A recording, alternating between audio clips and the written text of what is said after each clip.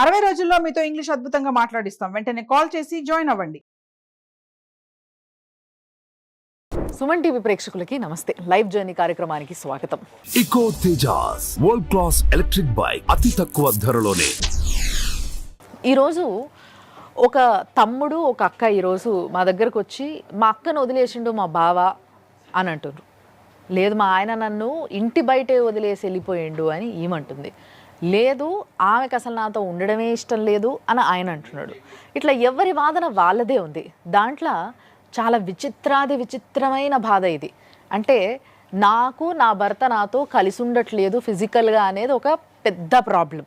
అంటే బేసిక్గా జీవితంలో ఒక భార్యాభర్తలకి మధ్య సెక్షువల్గా ఎంత కలిసి ఉండాలి అనేది కూడా ఈ రోజులలో తెలుసుకోలేని ఒక ప్రాబ్లం అయిపోయింది. అంటే కౌన్సిలింగ్ అనేది, ప్రీ వెడ్డింగ్ కౌన్సిలింగ్ అనేది ఎంత ఇంపార్టెంటో ఇక్కడనే అర్థమైపోతుంది. కాబట్టి వాళ్ళ సమస్య చెప్పుకోనికి బాధితులు ఇక్కడ ఉన్నారు. అంతేకాకుండా ఇదంతా కూడా మనందరికీ తెలిసిన సీనియర్ హైకోర్టు అడ్వకేట్ నాగేశ్వరరావు పూజారి గారి అధ్యక్షంలో జరుగుతుంది. కాబట్టి ఆయన కూడా ఇక్కడ ఉన్నారు. ఆయన ముందే ఇవన్నీ మాట్లాడతాం. సార్ నమస్తే. నమస్తే మేడం.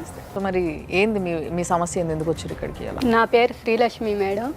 నాకు 4 years అయింది మేడం మ్యారేజ్ అయ్యి. 4 years నుంచి అయినా అండర్స్టాండింగ్ లేదు మా ఇద్దరి మధ్య. అండర్స్టాండింగ్ లేదు, ప్లస్ ఇంట్లో వాళ్ళు బలవంతం పెట్టి పెళ్లి చేసుకున్నారు. అండర్స్టాండింగ్ లేదు అని అంటే కొట్లాడుకుంటారా, ఏం చేస్తారు అసలు అండర్స్టాండింగ్ లేక? అసలు తను నన్ను మాట్లాడటం కానీ ఏది లేదు మేడం. ఏదో పెళ్లి చేసుకొని ఇంట్లో ఉంచుకున్నారు. 4 సంవత్సరాలు అయింది కానీ మాట్లాడుకో అస్సలు పేరెంట్స్ తప్ప వైఫ్ అనేది ఆ అబ్బాయికి ఇంట్రెస్ట్ లేదు. కాదమ్మా, ఇప్పుడు కలుసున్నారా, ఒక దగ్గర ఉన్నారా? ఉన్నాం మేడం. ఎన్ని రోజులు ఉన్నారు? 4 years ఉన్నాము. అంటే ఇది 3 years కన్ఫర్మ్ మేడం. 4 year ఇప్పుడు జరుగుతుంది. ఓకే, 3 years ఒక వ్యక్తితోని మీరు భార్య భర్తగా కలిసినప్పుడు ఇంట్లో అసలు మాట్లాడుకోకపోవడం ఇంట్లో ఎవరెవరు ఉన్నారు? ఇంకా భర్తతో పాటు పేరెంట్స్ ఉన్నారు, వాళ్ళ అమ్మ వాళ్ళ నాన్న ఉన్నారు. మేము మొత్తం ఫ్యామిలీ 4 సార్. నలుగురు అయితే మేమిద్దరము వాళ్ళిద్దరు. మా పేరెంట్స్ చెప్తే సరేలా అని చెప్పేసి వచ్చి మాట్లాడారు. ఎందుకు అబ్బాయి అని మా పేరెంట్స్ వాళ్ళు వచ్చి అడిగినప్పుడు అమ్మాయి నన్ను ఇట్లా అంటుంది అట్లా అంటుంది అయ్యన్నీ మనకి తెలియదు. నేను అసలేం అనలేదు, వాళ్ళు వేరు కామిచ్చి చెప్తున్నారు. మీరిద్దరు ఒక రూమ్ లో ఉండేటోళ్ళ? ఉన్నాం మేడం. ఉన్నా కూడా తను నాతో అసలు ఏమీ లేదు. వస్తాడు నైట్ 1కి వస్తాడు మేడం. 1కి వచ్చి ఇంకా అబ్బాయి మొబైల్ చూసుకోవడం, పడుకోవడం, అంత మించి ఏం లేదు మేడం. నువ్వు మాట్లాడినా అస్సలు. నువ్వు ప్రయత్నించినావు ఎప్పుడైనా మాట్లాడడానికి కానీ, లేకపోతే ప్రయత్నించాను ఆయనతో కలిసి బయటకు వెళ్ళడానికి కానీ, ఏదైనా ఎక్కడికైనా? బయటకు అంటే అప్పుడప్పుడు వెళ్తాం మేడం. వెళ్ళినా కూడా ఇంకా మామూలుగా వెళ్ళి మూవీకి అలా వెళ్ళొస్తాం. ఇంత ఆర్టిఫిషియల్ గా ఉండగలుగుతారని నాకు ఇప్పుడే అర్థమవుతుంది అసలు నిజంగా. అసలు పెళ్లికి కొత్తలో ఇద్దరికి సంబంధం లేకున్నా కూడా ఒక ఆడ మగ అంటేనే బేసిక్గా ఆపోజిట్ జెండర్స్ అట్రాక్షన్ ఎక్కువ ఉంటుంది ఇద్దరి మధ్యలో. కొత్తగా ఎంత ఇష్టం లేని వాళ్ళైనా, తర్వాత కొట్లాడుకున్న వాళ్ళైనా పెళ్ళైన కొత్తలో కలిసి ఉంటారు బేసిక్గా. కానీ వీళ్ళు మొదటి నుంచే కలిసి ఉండటం లేదు, మాట్లాడడం లేదు అంటే అరేంజ్డ్ మ్యారేజ్ అమ్మా మీది? ఆయన ఏం చేస్తారు? మా ఆయన అకౌంటెంట్ సార్. అకౌంటెంట్ ప్రైవేట్ మిల్లో, రైస్ మిల్లో అకౌంటెంట్. మీరైతే ఏం జాబ్ చేయరు? లేదు. పెళ్ళైన తర్వాత ఇమిడియట్లీ 8 months ఉన్నారా లేదా మధ్యలో ఉన్నారా? మేము 2 years దాకా పేరెంట్స్ వాళ్ళ ఇంట్లోనే ఉన్నాము. సరే అని చెప్పేసి ఇట్లానే గొడవలు అవుతున్నాయి అని చెప్పేసి పెద్ద మనిషిలో కూర్చోబెట్టారు. పెద్ద మనిషిలో కూర్చోబెట్టినప్పుడు ఇట్లా మీరు వద్దనుకుంటున్నారు, ఒకసారి చూడండి, ఒకసారి చూసినాక ఆ అమ్మాయిని బయట ఉంచి చూడండి, చూసినాక తర్వాత అప్పుడు కాదనుకుంటే మీరు మళ్ళీ అప్పుడు ఏదో ఒకటి డిసిషన్ తీసుకొని ఏదో ఒకటి చెయ్యండి అని అన్నారు. అంటే సరే అని చెప్పేసి పెద్ద మనుషులు అని 1 year 8 months ఉంచారు. 8 months ఉంచినాక మా ఫాదర్ చనిపోయారని చెప్పేసి నేను మా ఇంటికి వచ్చాము. అందరం వచ్చాము, 4 వచ్చాము. వచ్చినాక సరేలా అని చెప్పేసి 4 వచ్చాము. వచ్చినాక అయిపోయినాక మళ్ళీ అది చనిపోయినాక తీసుకొని వెళ్ళాలా లేదా? తీసుకొని వెళ్ళకుండా ఏం చేశారు, మీ ఇంట్లో ఎవరు లేరు కదా ఆడపిల్ల, నువ్వు ఉండు, 16వ రోజు అయిపోయినాక తీసుకొని వెళ్తాము అన్నారు. సరే అని చెప్పేసి అట్లానే వెళ్ళాము. వెళ్ళాక 1 month కూడా అంత 1 నెల కూడా ఇంకా అట్లానే కంటిన్యూ ఏదో ఒకటి గొడవ పెట్టడం, తన్నడం, తిట్టడం, అట్లా ఇష్టం వచ్చినట్టు మాట్లాడారు. కొడతాడా? నేను కొడతారు మేడం. డ్రింక్ అలవాటు ఉంది మేడం తనకి. తాగొచ్చి కొడతాడు. ఆ పెస్టేజన్ ఇప్పుడు ఆఫీస్లో పెస్టేజన్ కూడా కలిపి నన్ను ఇష్టం వచ్చినట్టు కొట్టుతాడు మేడం. నువ్వు ఎప్పుడు అడగలేదా ఎందుకు నాతో మాట్లాడలేవు, మళ్ళీ కొట్టడం ఏంటి అసలు? ఏం అడిగా మేడం, అడిగినా కూడా వాళ్ళ నాకు ఇష్టం పేరెంట్స్ లేదు, నేను మాట్లాడను. మరి ఇష్టం లేకపోతే పెళ్లి ఎందుకు చేసుకున్నాడు?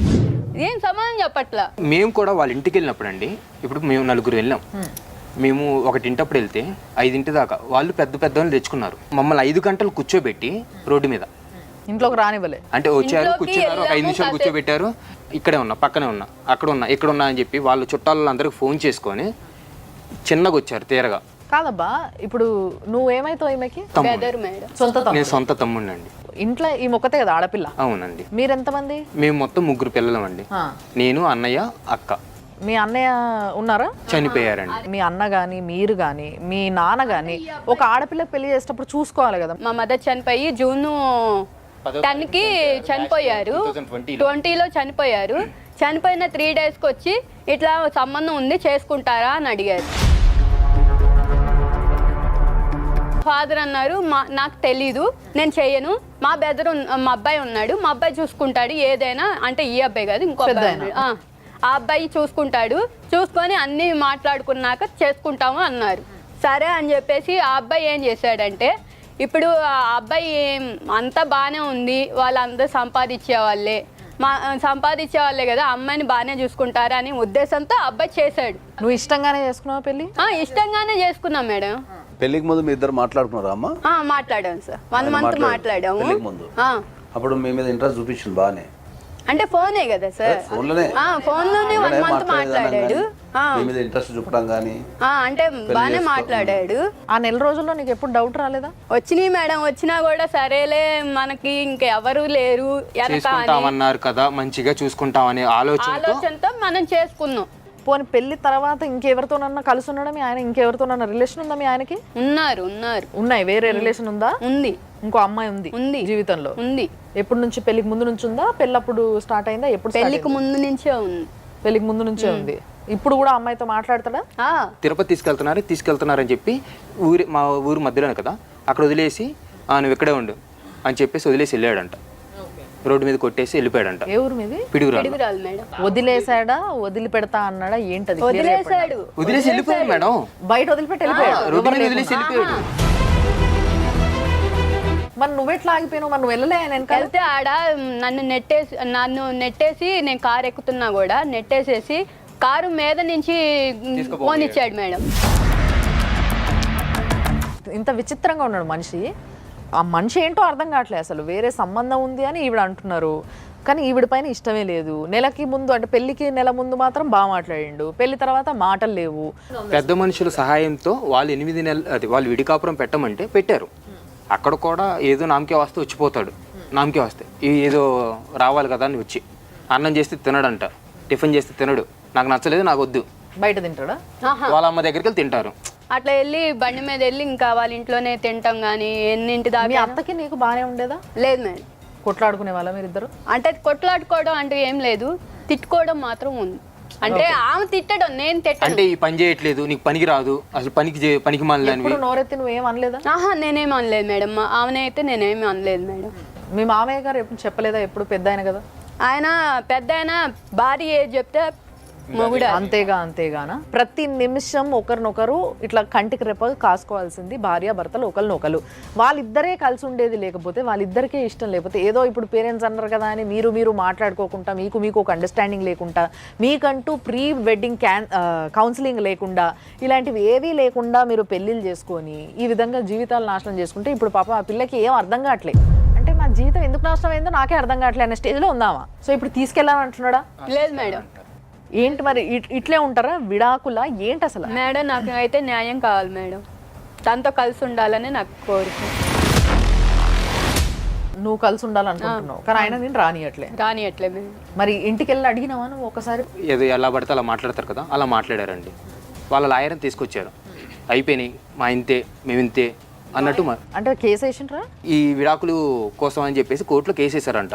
ఆయన లాయర్ ఏం చెప్తున్నాడు, అది కోర్టులో కేసు నడుస్తుంది, అప్పటిదాకా మీ ఇంట్లో ఉంచుకోండి. అసలు ఫస్ట్ ఆఫ్ ఆల్ విడాకుల కేసుకి ఒక రీజన్ ఉండాలి కదా, ఎందుకు అమ్మాయిని వదిలేస్తున్నావు అనడానికి. ఏమని పెట్టిండ్రు? అన్నం తినట్లేదు, ఏదైతే మాకు ప్రాబ్లం అవుతుంది మా ఇంట్లో అని మాకు రీజన్ చెప్పిన విషయం. ఆ రీజన్ పెట్టి విడాకుల ఇప్పుడు ఆ విడాకులకి స్పెండింగ్ ఉందా, ఏమైంది అది? ఎక్స్పార్టీ కింద మీరు నోటీసులు తీసుకోలేదని చెప్పేసి కోర్టులో క్లోజ్ చేసేసారు. పేపర్ ఉందా ఏమన్నా మీ దగ్గర? ఉందండి. ఆ రీజన్ బలంగా లేకపోతే యాక్సెప్ట్ చేస్తారా సార్? యాక్సెప్ట్ చేయరు కోర్టు ఎప్పుడు కూడా. రీజన్ అనేది చాలా బలంగా ఉండాలా. ద మోస్ట్ ఆఫ్ ద కేసెస్కి క్రుయాలిటీ గ్రౌండ్స్ మీద డైవర్స్ తీసుకుంటారు ఎక్కువ. క్రుయాలిటీ గ్రౌండ్స్ అంటే ఏంటంటే మనం ప్రవర్తించే విధానం కావచ్చు, లేకపోతే మనం జీవించే విధానం కావచ్చు, మన ప్రవర్తన వల్ల కానీ మన మాటల ద్వారా కానీ ఎదుటి వ్యక్తికి ఇబ్బంది కలిగి, ఆ ఇబ్బంది ఏంటి అంటే బతకలేనంత ఇబ్బంది. వాళ్ళు అదే కేసుని అక్కడ మెన్షన్ చేసుకున్నారు. మిర్యాలగూడ కోర్టులో ఈయన డైవర్స్ అప్లై చేసుకున్నాడు మేడం. ఓకే. అప్లై చేసుకుంటే ఈయనకు ఎక్స్పార్టీ అయింది. ఇది ఎక్స్పార్టీ అంటే సార్? ఎక్స్పార్టీ అంటే ఏంటంటే ఎప్పుడైనా కూడా సివిల్ కేసులు ఉంటాయి కదా, కేసులు ప్రధానంగా 2 రకాలు ఉంటాయి. ఓకే. ఒకటి సివిల్ కేసు, ఒకటి క్రిమినల్ కేసు. సివిల్ కేసులలో కనుక ఎవరైనా ఒక వ్యక్తి పోయి కోర్టులో కేసు వేసుకున్న తర్వాత కోర్టు ఏం చేస్తుంది, ఇమీడియట్లీ ఆపోజిట్ పార్టీకి నోటీసులు పంపిస్తుంది. ఆ నోటీసులు పంపించినప్పుడు ఆపోజిట్ పార్టీ రిజెక్షన్ చేసినా, నేను నోటీసులు తీసుకోనన్నా, నోటీసులు తీసుకొని కోర్టుకు రాకున్నా, ఓకే, లేకపోతే వాళ్ళ అడ్రస్లో లేరు అనుకుందాం సపోజు, పేపర్లో పబ్లికేషన్ ఇచ్చి ఆ పబ్లికేషన్కి రెస్పాండ్ కాకుండా కోర్టు ఆపోజిట్ పార్టీకి వాళ్ళు అడిగింది ఇచ్చేస్తారు. ఓకే. ఇప్పుడు ఈ కేసులో ఆయన డైవర్స్ కావాలని కోర్టులో అప్లై పెట్టుకున్నాడు. అప్లై చేసుకున్న తర్వాత ఏమైంది, కోర్టు ఇక్కడ రాసిన అడ్రస్కి నోటీసులు పంపించింది. ఓకే.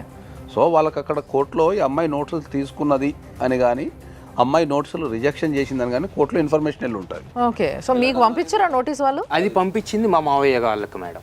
అంటే మా ఇంటి అంటే ఈ అడ్రస్ మీ ఇల్లు కాదు, మాది కాదు. నోటీస్ వచ్చినప్పుడు కంపల్సరీ తీసుకుంటేనే మనకు ఆ కేసు ఏందో అర్థమవుతుంది. దానికి తగ్గట్టు మళ్ళీ మనం కౌంటర్ చేయడమా లేకపోతే దాన్ని నిజాన్ని చెప్పడం జరుగుతుంది. మీరు ఎప్పుడైతే ఆ నోటీస్కి రిప్లై ఇవ్వరో, ఎప్పుడైతే ఆ నోటీసులను ఎప్పుడైతే రిజెక్షన్ చేస్తారో, కోర్టు మీకు ఆపోజిట్ అంటే మీ ఆపోజిట్ పర్సన్కి వాళ్ళ ఫేవరబుల్గా ఆర్డర్ ఇచ్చే అవకాశం ఉంటుంది. ఈ ఎక్స్పర్ట్ కూడా ఏం చేస్తారంటే చాలామంది అడ్రస్కి పంపించి అక్కడ ఉన్న వాళ్ళని మేనేజ్ చేసే అవకాశం కూడా ఉంటుంది. ఈ ఎక్స్పర్ట్ ఆర్డర్ కానీ మీరు కంపల్సరీ కోర్టుకి వెళ్ళి దీన్ని సెటిసైడ్ అనేది వేసుకుంటే మీకు ఇది ఈ ఆర్డర్ని క్యాన్సిల్ చేసి మళ్ళీ కేసు రన్ చేయడం స్టార్ట్ అవుతుంది. ఇప్పుడు మీ ఈ కేసు కాకుండా ఇంకా మీరు ఏమైనా కేసులు పెట్టారా? ఏం లేదు. ఒకవేళ కేసుని మళ్ళీ రీఓపెన్ చేసినట్టయితే వీళ్ళ విడాకులు రద్దయినట్ట? విడాకులు ఇయ్యనట్టు. అప్పుడు మళ్ళీ కోర్టు మళ్ళీ ట్రయల్స్ చేసి మళ్ళీ 1 ఇయర్కో 2 ఇయర్స్కో మొత్తం ఈమె సాక్ష్యాలు ఏమున్నాయి, ఆయన ఏమున్నాయి అన్ని పరిశీలించి ద కోర్ట్ విల్ డిసైడ్. ఎప్పుడైనా కూడా చట్టం ఏం చెప్తా అంటే ఒక జెన్యూన్ జడ్జిమెంట్ ఇవ్వాలా అంటే ఇద్దరు సైడ్లు ఇంటనే జెన్యూన్ జడ్జిమెంట్ ఇవ్వగలుగుతారు. అవును. ఒక్క సైడ్ని ఇచ్చేదాన్ని దాన్ని జెన్యూన్ జడ్జిమెంట్ కానీ ప్రాపర్ ఆర్డర్ కానీ అనలేం దాన్ని. కానీ అట్లాంటప్పుడు మరి కోర్టు ఎందుకు ఇస్తుంది సార్ విడాకులు? వీళ్ళు రాలేదనో, నోటీస్ తీసుకోలేదనో. మన నిత్య జీవితంలో జరిగే సంఘటనల నుంచే చట్టాలు అనేవి పుడతాయి. ఇప్పుడు కోర్టు ఒక నోటీస్ మీకు పంపించినప్పుడు మీరు తీసుకొని రాలేదు అంటే దాని అర్థం మీరు ఒప్పుకున్నట్టే కదా. మౌనం అంగీకారత సూచకం అంటారు మన భాషలో జనరల్గా మన నిత్య జీవితంలో. సో ఒక కోర్టు ఏం చెప్పింది, పలాని వ్యక్తి నీ మీద ఒక కేసు వేసాడు, రండి మనం మాట్లాడదాం రండి అని చెప్పి పిలిచింది కోర్టు. పిలిచినప్పుడు ఏం చేయాలి, కోర్టు మీద గౌరవంతో ఆ నోటీస్ తీసుకొని నీ బాధ చెప్తే, కోర్టుకి వెళ్ళి నీ బాధ చెప్తే అప్పుడు ఇన్ని దానికి తగ్గట్టు జడ్జిమెంట్ ఇస్తుంది. మీరు తీసుకొని రాలేదు అంటే నీ నోటీసులో ఉంది, నీకు కేసు ఉందనేది నోటీసులో ఉంది, తెలుసు రాలేదంటే దాని అర్థం ఏంది అంటే నువ్వేమేం చేసుకోపోని అర్థం కదా.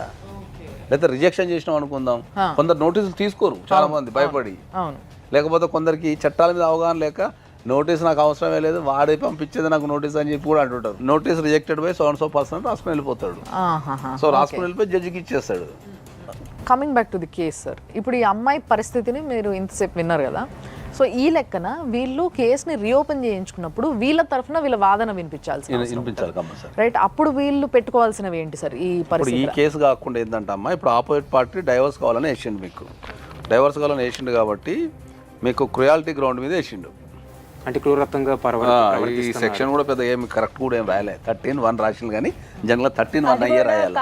అది కూడా మ్యారేజ్ డేట్ కూడా తప్పే.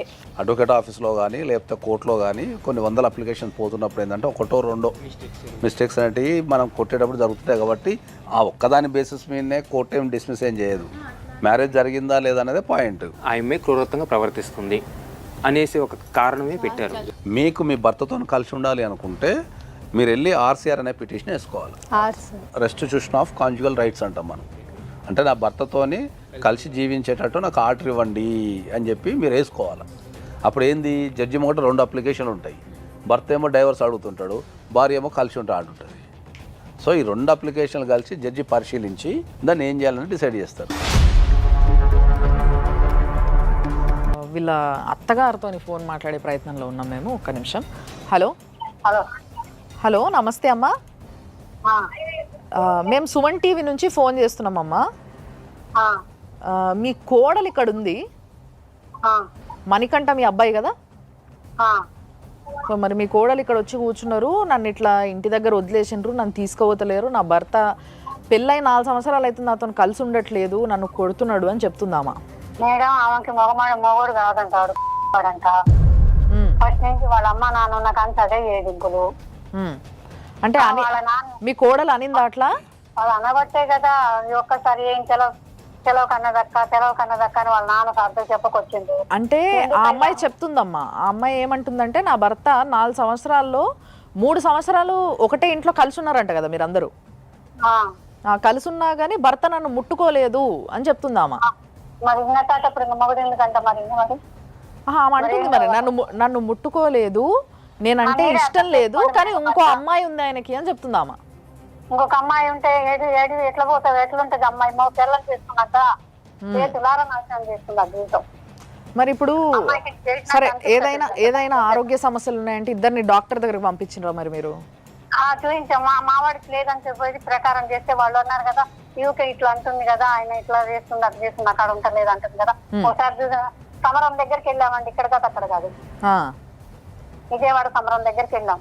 మీ వాళ్ళ వాళ్ళతో ఏం లేదు, ఎందుకు మాట్లాడుతుందో ఆమె తెలియదయ్యా అని చెప్పాడు. నేను హాస్పిటల్ కూడా చూపించాను మేడం ఆమెకి. ఆమె ఏమన్నదంటే నేను గర్భసంచి ఇచ్చుకోవట్లేదు మేడం ముట్టయినాక. ఆమె నెలలు కూడా సరిగ్గా రాకపోయేది, అంత ముందు రాకపోయేదంట. మరి ఇక్కడికి వచ్చినాక మరి నెల వస్తుంది కొద్దిగా అవుతుంది అన్నది. అయితే మరి ఒక ఎమ్మటైతే చూడరు కదా మేడం పెళ్ళైన పిల్లల కోసం. ఆమె చెప్పేసి 1 సంవత్సరం ఆగిన కానీ చూపిస్తూనే ఉన్నా. చూపిస్తే ఆయనకు చూడరు అని మేడం దగ్గర అంటే అన్నది కదా. అమ్మాయి ఆయనకు చూడు కదా, నీకే ప్రాబ్లం ఉంది. హలో హలో మణికంఠ గారా అండి? అవునండి, ఎవరు?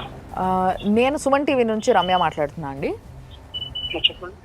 ఇప్పుడు ఇక్కడ మీ వైఫ్ ఉన్నారు, మీ వైఫ్ మీ బామ్మర్ది ఇద్దరు ఇక్కడికి వచ్చి ఉన్నారు. నాకు నా భర్త కావాలి, నేను ఇంటికి వెళ్తా అని అంటుంది ఆ అమ్మాయి. ఇప్పుడు ఏమైందండి, కలిసి ఉండలేదు అంటున్నారు కదండి. ఇప్పుడు అది అనకుండానే ఆమెకు పచ్చిగా మాట్లాడొద్దు కానీ అనొద్దు కానీ, ఎట్లా అంటే మా ఆయనకు లేదు అని ఇట్లాంటి మాట పక్కింటి వాళ్ళకి ఇంటి వాళ్ళకి చెప్తారండి. ఒక్కసారి అంటే వదిలేశాను, నేను మొత్తం మాటలు మాట్లాడొద్దని పెద్ద మనుషులతో కూర్చోబెట్టి చెప్పాను. సరే అన్నది. సరే అన్న తర్వాత కూడా మళ్ళీ 2వ సారి అదే మాట అని, 3వసారి అదే అని, వాళ్ళ ఇంటికాడని మోతనం లేదు ఆతనం లేదు అని చెప్పి అన్నది. అది కరెక్టేనండి? నాకు అర్థమైంది. అంటే మీరు చెప్పినట్టుగా నిజంగా అదే జరుగుంటే మాత్రం ఏ అబ్బాయికైనా కొంచెం ఇబ్బందికరమే, అట్లా చేయడం తప్పే. మీకు మీ భార్య అంటే ఇష్టం లేదా? లేదండి, నాకు ఆ మాటలు అన్న తర్వాత అసలుకే పోయింది. ఇప్పుడు కాదు, పెళ్ళైన తర్వాత. ఇప్పుడు పెళ్లికి నెల రోజుల ముందు బాగా ఫోన్ మాట్లాడుకున్నారట, బాగున్నారట కదా ఇద్దరు? బాగా మాట్లాడుకోలేదండి, ఏదో సాయంత్రం మార్నింగ్ మామూలు మాట్లాడాం. ఎందుకు మీకు ఇష్టం లేదా మరి? పెళ్లి ఇష్టం లేక చేసుకున్నారా, ఇష్టం ఉండి చేసుకున్నారా? ఇష్టం ముందే చేసుకున్నాను, ఇష్టం లేక చేసుకోలేదు అనలేదు. నేను ఇష్టం ముందే చేసుకున్న తర్వాత ఇవన్నీ మాటలు మాట్లాడిన తర్వాత ఎట్లుంటారు ఇప్పుడు మూడు అన్న తర్వాత. అంటే పెళ్లి ముందే మాట్లాడిందా మీతో ఇవన్నీ? ఇవన్నీ కాదు, పెళ్ళైన తర్వాత మాట్లాడింది అంతా. ఓకే, పెళ్ళైన తర్వాత అసలు పెళ్లి అయినప్పటి నుంచి అసలు మాటలే లేవు అని చెప్తుంది అమ్మాయి. మరి మీకు అట్టండి చెప్పండి. అదే అందుకే అడుగుతున్నా, అమ్మాయి చెప్పింది నాకు ఒక వర్జను, మీ వర్జన్ ఏంటనేది అడుగుతున్నా నేను. ప్లస్ ఇప్పుడు ఎవరైనా సరే ఎంతసేపు చేస్తారండి మా అంటే ఒక సరే బయట వచ్చిపోతుంది అంటే బయటికి వచ్చిందా మంచి వద్దు చెడు వద్దు, ఎంతసేపు ఉన్నా తప్ప ఇంకేమీ లేదా. ఒక్క నిమిషం, ఏంటంటే ఆ అమ్మాయి చెప్తున్నది వాళ్ళ ఇంటి దగ్గర ఎవరు లేకున్నా కూడా బయటే వదిలేసి వెళ్ళిపోయినారంట. ఎందుకు అంత కక్ష ఎందుకు మరి? చెప్పేదేనండి, ఇవన్నీ మాటలు పడితే ఏడపడతానండి, నాకు అర్థం కాదు. ఇంట్లో 10 రోజుల నుంచి అన్నం తినకుండా కూర్చుంటే చచ్చిపోతే ఎవరి ప్రాబ్లం, ఎవరు రెస్పాన్సిబిలిటీ అండి? మీరు భర్త కదండి, అడగాలి కదా ఎందుకు తినట్లేదని, తినిపించాలి కదా. నాకు ఆకలి కావట్లేదని మాట్లాడుతున్నామా అంటే ఏం చేయండి మరి? అనుకున్నాను ఇంటికాడ పెట్టి వచ్చేసి నాకు ఇవన్నీ ఫ్రీ కార్డులు నేను చెప్పి వద్దు అనుకున్నాను నేను. ఇంకా అంటే మీకు ఇంకొకరితో ఎవరితోనో సంబంధం ఉంది అని అంటుంది మరి? లేదు, ఎవరో చెప్పమనండి మరి, నాకు ఎవరో చెప్తే నేను కూడా పోతాను అక్కడికి మరి. మీ దగ్గర ఏమైనా ప్రూఫ్లు ఉన్నాయమ్మా ఆయనకి ఏమైనా సంబంధం ఉందని? వాళ్ళ ఫోన్లోనే ఉన్నాయని చెప్పేసి చూసారు అంతే. తనని కొట్టారంటున్నారు, మరి ఎందుకు కొట్టారు మీరు? చెప్పేదేనండి, ఈ మాటలు మాట్లాడుతుంటే ఒక్కసారి కాదు 2 సార్లు కాదు, ఊకే మాట్లాడుతుంటే ఏమన్నా మరి బుజ్జగిని చెప్పిన వినట్లేదు. ఒక తెప్పేసిన అప్పుడు కూడా లేదు. మరి ఏం చేద్దాం చెప్పండి. ఇప్పుడు ఆమె ఏమంటుందంటే నాకు నా భర్త కావాలి అని చెప్పేసి ఆ కేసుని తిరిగి ఓపెన్ చేపిస్తా అంటుంది. నాకైతే అవసరం లేదండి. నాకైతే అది వాస్తవం. ఎంత కుట్టుకున్నా సరే నేను సావడానికి ఏం చెప్తాం కానీ నాకైతే అవసరం లేదు. ముందే చెప్తున్నా కదా, అది కూడా వాస్తవం. 4 రోజుల కింద ఫోన్ చేసి 50 లక్షలు ఇస్తే నేను వదిలేస్తా అని మాట్లాడిందా లేదా అడగండి. రికార్డింగ్ ఉందా అండి ఏమైనా మీ దగ్గర? రికార్డింగ్ ఐఫోన్ అంటే నాది రికార్డింగ్ లేదు. సో ఇప్పుడు మీ ఆయనకు 2 రోజుల కింద ఫోన్ చేసినావా, నిజమేనా ఇది? ఫోన్ చేయటం అయితే వాస్తవమే మేడం. నేనైతే ఏది మాట్లాడలేదు. ఇట్లా ఏందయ్యా మరి నా జీవితం ఇట్లా నాశనం చేసావేంది అని అడిగాను అంతే. అంత మించి నేను ఏది మాట్లాడలేదు మేడం. సరే, మీ ఇద్దరికి మధ్యలో కలిసి ఉండాలని ఉండేనా లేదా అనేది పక్కకు పెడితే, మీరిద్దరు కలవాలనే ప్రయత్నంలో జరిగిన విషయాలు బయట చెప్తున్నాం అనేసి అంటున్నాడు. బయట చెప్పలేదు మేడం. మా పేరెంట్స్కే ఒక్కరికే చెప్పాను. దానికన్నా ముందు మీరిద్దరు డిస్కస్ చేసుకున్నారా? అయ్యా మరి ఇట్లా ఉంది, మరి ఇంకొంచెం ట్రై చెయ్యి అని అడిగాం. అడిగితే నాకు అవసరం లేదు, నేను చెయ్యను, నాది ఇంతే అని మాట్లాడాడు. సరే అని చెప్పేసి సరే ఇట్లానే అంటున్నాడు కదా అని వాళ్ళ పేరెంట్స్కి చెప్పాను, వాళ్ళ మదర్కే చెప్పా. ఇట్లా అంటున్నాడండి, ఇట్లా అంటున్నాడు అత్తయ్య, మరి ఏం చేయాలి అని. సరే అని చెప్పేసి సరే అని అట్లానే ఆగిపోయా. 1 year దాకా ఆగిపోయా. ఫస్ట్ నైట్ ఉంటుంది కదా మేడం, అప్పుడు ఒక్కటే కలిసింది, ఇంకా మళ్ళీ తర్వాత కలవలేదు లేదు మేడం. సో అసలు మీ ఇద్దరికి అసలు ఫీలింగ్సే లేవు? లేవు మేడం, ఆ అబ్బాయికి అంటూ లేదు, నాకున్నాయి. సో సార్, బేసిక్గా మీరు మొత్తం విన్నారు, అంతా మన ముందే జరిగింది.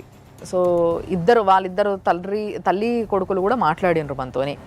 సో ఇద్దరికి ఒకరిపైన ఒకరికి అట్రాక్షన్ లేదు బేసిక్గా. ఈ విషయం క్లియర్గా అర్థమవుతుంది. ఈమెకి ఇష్టం ఉన్నా ఆయన రావట్లే అని ఏమంటుంది. ఇదే మెయిన్ సమస్యగా కనిపిస్తుంది తప్పితే వేరే ఏ సమస్య కనబడతలేదు వీళ్ళ రిలేషన్లో. సో ఇలాంటి సమస్యను మరి ఏం చేయాలంటారు? అసలు దీన్ని ఎట్లా తీసుకోవాలి? కౌన్సిలింగే కంపల్సరీ. వీళ్ళు కలవకపోవడం అనేది ఒరిజినల్ సమస్య. అవును, ఆ ఒరిజినల్ సమస్య నుంచే మిగతా అన్నీ ఉత్పన్నమైపోయి వీళ్ళిద్దరి మధ్యలో ఈ అపోహలకు కానీ వాటికి కానీ దారితీసింది ఇది. సో వీళ్ళు ఒకవేళ కనుక కలిసి ఉండాలి అనుకుంటే మాత్రం డెఫినెట్లీ ఈ కౌన్సిలింగ్ ద్వారా అయితే వీళ్ళు 100% మార్చగలిగే అవకాశం ఉంది. ఆయనకు డైవర్స్ వచ్చినాయి కాబట్టి, ఎక్స్పార్టీ డైవర్స్ వచ్చినాయి కాబట్టి ఆయన స్ట్రాంగ్గా నేను కంపల్సరీ కోర్టుకి వెళ్తాన్నాడు కాబట్టి వెళ్ళిండు కాబట్టి రాకపోవచ్చు. ఏం కన్సిడర్ చేస్తారు? అసలు ఏమీ లేవు ఇద్దరి మధ్యలో, రిలేషన్ ఎత్తైతే లేదో, అసలు ఒకదానికి వీళ్ళు చెప్తున్న దానికి ప్రూఫ్ లేదు, వాళ్ళు అంటున్న దానికి ఇది లేదు. సో ఇప్పుడు ఈ అమ్మాయి కనుక కలిసి ఉంటా అంటే మాత్రం మనం డెఫినెట్లీ ఆర్సీఆర్, ఇంతకుముందు మనం చెప్పినట్టు ఆర్సీఆర్ పిటిషన్ వేసుకుంటే అక్కడ జడ్జి గారు కౌన్సిలింగ్ చేస్తారు. ఓకే, అప్పుడు తప్పకుండా రావాల్సిందే అబ్బాయి కూడా? డెఫినెట్లీ రావాలి. ఓకే, ఇప్పుడు ఇది రీఓపెన్ అయిన తర్వాత దీంట్లో కూడా కౌన్సిలింగ్ అడగచ్చు, దీంట్లో కూడా కౌన్సిలింగ్ అడగచ్చు, దాంట్లో కూడా కౌన్సిలింగ్ అడగచ్చు. ఓకే. ఫ్యామిలీ కేసులలో ఎప్పుడైనా ఏంటంటే ఎవరైనా డైవోర్స్ చేసినప్పుడు అది ఫస్ట్ కౌన్సిలింగ్ కానీ మీడియేషన్ కానీ పంపిస్తారు. అక్కడ సమస్యను ఐడెంటిఫై చేస్తారు. ఎగ్జాక్ట్లీ ఈమె వర్షన్ వింటారు, వాళ్ళ వర్షన్ వింటారు. విన్న తర్వాత ఇప్పుడు మనం ఏదైతే చేస్తున్నామో సేమ్ అక్కడ కూడా అంతే. వీళ్ళకి ఎగ్జాక్ట్లీ ఏముంది, ప్రాబ్లం ఏముందని ఐడెంటిఫై చేసి వాళ్ళని కలపడానికి కానీ, లేదా ఒకవేళ కలిసి ఉండలేము అనుకుంటే వాళ్ళని డైవర్స్ వైపు కానీ తీసుకెళ్తారు. ఇద్దరి మధ్యలో కొట్లాటలు లేవు, ఒక కౌన్సిలింగ్తో సెట్ అవుతుందని అనుకుందాం. సెట్ అయితే మంచిదే, అవ్వకపోతే ఈమె పరిస్థితి ఏంటి? ఆమెకి ఎవరున్నా లేకపోయినా ఆమెకు చట్టం అయితే అండగా ఉంది కదా. చట్టం అయితే ఎప్పుడు ఆమె తరపున నిలబడుతుంది తప్పకుండా. ఇప్పుడు అదే చెప్తున్నాం మనం. ఆమె కనుక కలిసి ఉండాలి అనుకుంటే ఆమె ఇప్పుడు చేయాల్సింది ఆర్సీఆర్ అనే పిటిషన్ వేసుకోవచ్చు. లేదు అనుకుంటే వెళ్ళి అత్తగారింట్లో కూడా ఉండొచ్చు. ఆమె డైరెక్ట్గా వెళ్ళిపోయి ఉండొచ్చు అని మీరు చెప్తున్నారు సార్. ఇంట్లోకి కూడా రాని అట్లా చుట్టుపట్టి ఈడ్చుకొడుతున్నారు సార్. మీరు డొమెస్టిక్ వైలెన్స్ కింద మీరు కేసు వేసుకోవచ్చు. రెసిడెన్స్ ఆర్డర్ అని ఉంటుంది. డొమెస్టిక్ వైలెన్స్ అనేది వేరు, డౌరీ హరాస్మెంట్ కేసు వేరు. డొమెస్టిక్ వైలెన్స్ అనేది ఒక సివిల్ కేసు, అది కోర్టులో వేసుకుంటాం మనం, లేదా ప్రొటెక్షన్ ఆఫీస్ దగ్గర వేసుకుంటాం. ఓకే. ఈ హరాస్మెంట్ అనేది భార్యని హరాస్మెంట్ చేయటం అని కానీ, లేకపోతే డౌరీ డిమాండ్ చేయటం కానీ, ఇది క్రిమినల్ కేసు. ఇది పోలీస్ స్టేషన్లో వేసుకుంటాం. ఈ రెండు డిఫరెంట్. చాలా మంది ఏంటంటే ఈ రెండు ఒకటే అనుకుంటుంటారు. డీపీ యాక్ట్ అంటారు. డీపీ యాక్ట్ అంటే ఏంది? Dowry prohibition act. అందరూ డీపీ యాక్ట్ అంటే డొమెస్టిక్ వైలెన్స్ యాక్ట్ అని అందరూ అనుకుంటుంటారు. డొమెస్టిక్ వైలెన్స్నేమో మనకు ఆడపిల్లలకి ఏమైనా ఇబ్బంది కలిగినప్పుడు దాంట్లో చాలా దగ్గర నాకు తెలిసి ఒక 20 to 25 రిలీఫ్స్ ఉన్నాయి దాంట్లో. ఇప్పుడు ఈమె వర్కింగ్ ఉమెన్ కాదు కాబట్టి మెయింటెనెన్స్ వేసుకోవచ్చు. ఓకే. ఒకవేళ ఏమో ఆ వ్యక్తిని పెళ్లి చేసుకోవడం ద్వారా ఆమె జీవితాన్ని కోల్పోయింది అనుకుంటే కాంపెన్సేషన్ వేసుకోవచ్చు, అలిమనీ కూడా వేసుకోవచ్చు. 498 కేసు వేసాం సార్ ఫస్ట్లోనే. అంటే ఈ కేసు రాకముందు వేసాము. వాళ్ళు ఏంటంటే డబ్బు చూస్తున్నారు కానీ మనిషిని వాల్యూ అనేది చూడట్లేదు. పోలీసులు డైరెక్ట్గా పోలీసులు ఏంటంటే లేదమ్మా వాళ్ళు ఏది అంటున్నారు అది అంటున్నారు మేనేజ్ చేసేసి డబ్బులతో వెళ్ళిపోతున్నారు. వాళ్ళకెళ్ళే సపోర్ట్ వస్తుంది కానీ మాకెళ్ళి అంటే సపోర్ట్ ఎవరు అంటే లేరు ఎవరు కదా. లేరు. ఇప్పుడు ఎప్పుడైనా సరే ఒక ఆడపిల్ల వెళ్ళి ఒక పోలీస్ స్టేషన్లో కేసు పెట్టినప్పుడు ఏంటంటే జనరల్గా ఆడపిల్ల సైడ్ నిలబడతారు పోలీసు వాళ్ళంతా. Okay, okay. ఒక్కసారి నువ్వు అప్లికేషన్ ఇచ్చిన తర్వాత డెఫినెట్లీ వాళ్ళని పిలవాల్సిందే. పిలిచిన తర్వాత అక్కడ కూడా కౌన్సిలింగ్ చేస్తారు. ఫ్యామిలీ ఇష్యూ కాబట్టి జనరల్గా ప్రతి ఫ్యామిలీ ఇష్యూలో ప్రతి దగ్గర కౌన్సిలింగ్ ఎందుకు చేస్తారు అంటే ఏంటంటే వాళ్ళకి ఏమన్నా ఆవేశం కానీ లేకపోతే అర్థం చేసుకునే తత్వం కానీ ఒక రెండు డిఫరెంట్ వ్యక్తులు కలిసినప్పుడు ఏంటంటే వాళ్ళిద్దరు కలిసి సాగడానికి కొంచెం టైం పడుతుంది. ఆ టైం పట్టే క్రమంలో అపార్థాలు ఇట్లా చేసుకొని విడిపోతారేమో అని చెప్పేసి ప్రతి దగ్గర కౌన్సిలింగ్ అనే సెషన్ పెడతారు. 498 కంప్లైంట్ ఇచ్చినప్పుడు ఏంటంటే వాళ్ళని కూడా పిలిచి కౌన్సిలింగ్ ఇస్తారు. కౌన్సిలింగ్ ఇచ్చిన తర్వాత మళ్ళీ అక్కడ కూడా సేమ్ ప్రాసెస్. కౌన్సిలింగ్ ఇచ్చిన తర్వాత కలిసి ఉంటా అంటే మళ్ళీ టర్మ్స్ అండ్ కండిషన్స్ రాసి నువ్వు ఇచ్చిన పిటిషన్ని క్లోజ్ చేస్తారు. అక్కడ కలిసి ఉండలేని పరిస్థితి ఉన్నప్పుడు ఏంటంటే డెఫినెట్లీ నిన్ను అడిగి నీ పర్మిషన్ తీసుకొని ఖచ్చితంగా వాళ్ళు 100% ఎఫ్ఐఆర్ చేయాల్సిందే. ఇప్పుడు ఎవరైతే మాట్లాడారో మీతో అవును, వాళ్ళతో కూడా వ్యతిరేకంగా మాట్లాడి వెళ్ళిపోయారు. ఆ పెద్ద మనుషులతో కూడా వ్యతిరేకంగా. అవును, మాకు అయితే అవసరం వాళ్ళు స్ట్రాంగ్గా ఫిక్స్ అయిపోయింది అంటే ఇర్రెస్పెక్టివ్ ఆఫ్ ద సిచ్యువేషన్ నేను అమ్మాయిని తీసుకువెళ్ళాలి కలిసి ఉండలేను అనేది వాళ్ళు చాలా స్ట్రాంగ్గా ఫిక్స్ అయిపోయారు. ఇంతకుముందు మీరు అన్నట్టు పోలీస్ స్టేషన్లో కనుక కేసు తీసుకోకపోతే మీరు ఆయన పై అధికారి, ఇప్పుడు ఒక పోలీస్ స్టేషన్లో తీసుకోలేదు, ఒక ఎస్ఐ స్థాయిలో సిఐ స్థాయిలో తీసుకోకపోతే వాళ్ళ పై అధికారికి కంప్లైంట్ ఇవ్వచ్చు. ఇది కూడా కాకపోతే మీరు డైరెక్ట్ కోర్టుకి వెళ్తే కోర్టే డైరెక్ట్ ఎఫ్ఐఆర్ చేసేస్తారు, కోర్టు చేస్తారు. డిఎస్పీకి వెళ్ళి 498 కేసు ఓపెన్ చేపిద్దామంటే మేము స్పందనలు వేసినప్పుడు వాళ్ళు ఒకటే అన్నారు, ఆల్రెడీ విడాకులు వచ్చిన తర్వాత నువ్వు 498 కేసెస్ ఏంటి, ఎక్కడుంది ఈ చట్ట ప్రకారం అని చెప్పేసి మమ్మల్ని బెదిరించారు.